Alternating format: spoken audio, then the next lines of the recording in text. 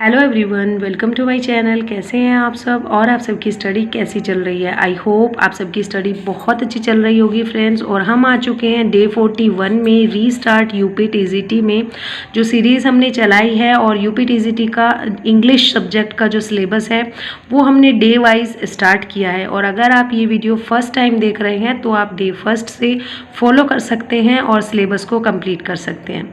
तो फ्रेंड्स बहुत ही अच्छी बात यह है कि 40 डेज़ में हमने 2 राइटर्स को कवर कर लिया है। शेक्सपियर कंप्लीट हो चुके हैं, वर्ड्सवर्थ कंप्लीट हो चुके हैं और यहाँ पर हमने आज मिल्टन को स्टार्ट कर लिया है। कितना अच्छा लगता है जब हम अपने सिलेबस को आगे बढ़ाते हैं और बहुत सी चीज़ें कंप्लीट करते हैं। कोई एक चीज़ कंप्लीट होती है तो बहुत ही एक रिलैक्स फील होता है माइंड में।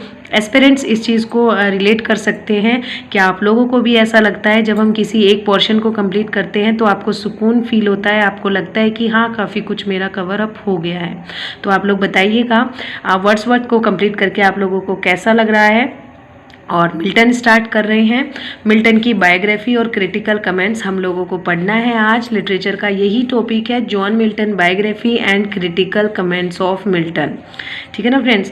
तो इसको हम पढ़ेंगे कि मिल्टन के बारे में किसने क्या बोला है, क्रिटिक्स ने उनके बारे में क्या बोला है, उनके वर्क्स के बारे में क्या क्या राय दी है, क्या क्या कमेंट्स किए हैं। तो क्रिटिकल कमेंट्स में ये सब कुछ कवर अप हो जाएगा।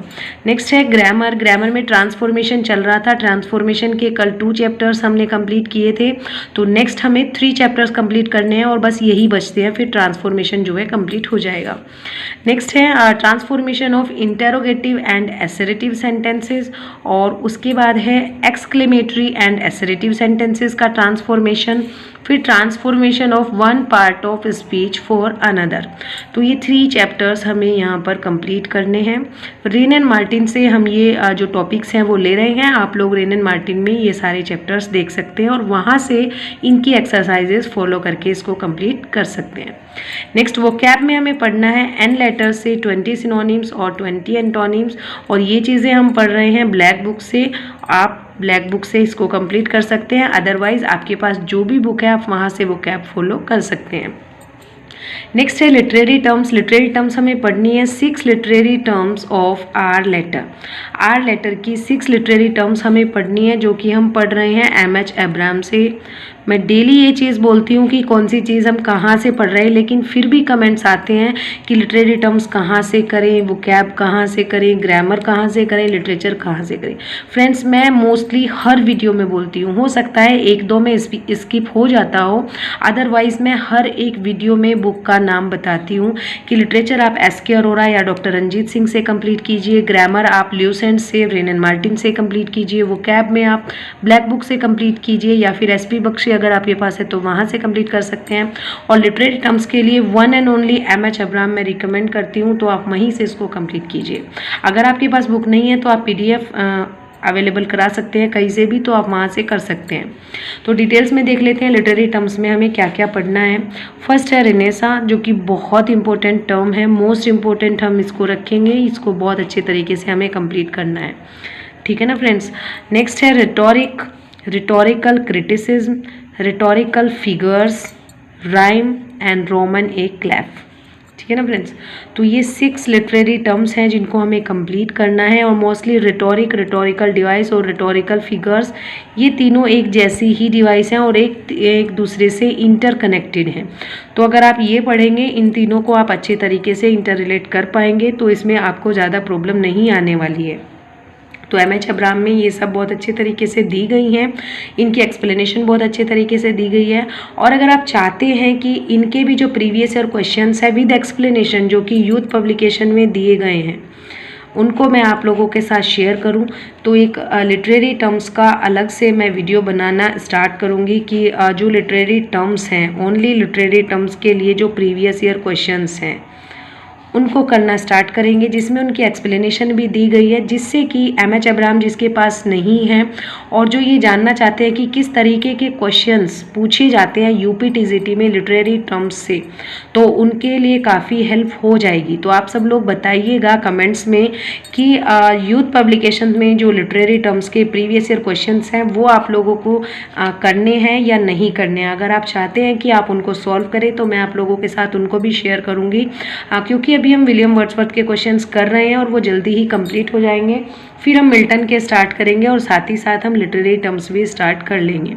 और फ्रेंड्स एक चीज़ और, आर लेटर पर हम पहुंच चुके हैं, तो बहुत ही कम आगे लेटर्स बचे हैं जिनमें लिटरेरी टर्म्स इतनी ज़्यादा नहीं हैं। तो एमएच एब्राम भी लगभग कंप्लीट ही होने वाली है। तो यहाँ पर हम 2 चीज़ें बड़ी कंप्लीट कर चुके हैं, लगभग 2 राइटर हम कंप्लीट कर चुके हैं, लिटरेरी टर्म्स कंप्लीट होने वाली हैं, वोकैब में सिनोनिम्स एंटोनिम्स कंप्लीट होने वाले हैं। तो नई नई चीज़ें ऐड हम करेंगे। लिटरेरी टर्म्स कंप्लीट होने के बाद मैं सोच रही हूँ यहाँ पर हिस्ट्री ऑफ इंग्लिश लिटरेचर साथ ही साथ लगा दिया जाए, जिससे कि एक एक पीरियड एक एक एज को अच्छे तरीके से कवर करे और उनके जो इम्पोर्टेंट राइटर्स हैं, उनके जो इम्पोर्टेंट वर्क्स हैं, उनको भी यहाँ पर शेयर किया जाए। आप सब लोग बहुत पूछते हैं कि 4 राइटर्स से अलग कौन से राइटर हम लोगों को पढ़ने हैं, कितने राइटर्स हम लोगों को पढ़ने हैं और उनमें हमें क्या क्या पढ़ना है। तो फ्रेंड्स मैं सोच रही हूँ जैसे जैसे मेरी प्रिपरेशन आगे बढ़े और जैसे जैसे मेरी जो स्ट्रेटेजी है मैंने आप लोगों के लिए सोचा है, अगर आप इसको बहुत अच्छे तरीके से फॉलो कर रहे हैं तो यकीन मानिए आपको किसी भी पेड बैच की ज़रूरत नहीं पड़ेगी, किसी भी अदर चैनल की ज़रूरत नहीं पड़ेगी, किसी भी गाइडेंस की ज़रूरत नहीं पड़ेगी अगर आप फॉलो करेंगे तो बहुत अच्छे तरीके से। क्योंकि मुझे अपने आप पर इतना कॉन्फिडेंस है कि जिस तरीके से मैं चीज़ें आप लोगों के साथ शेयर कर रही हूँ, अगर इस तरीके से फॉलो कर ली जाए तो किसी भी चीज़ की ज़रूरत नहीं पड़ने वाली है।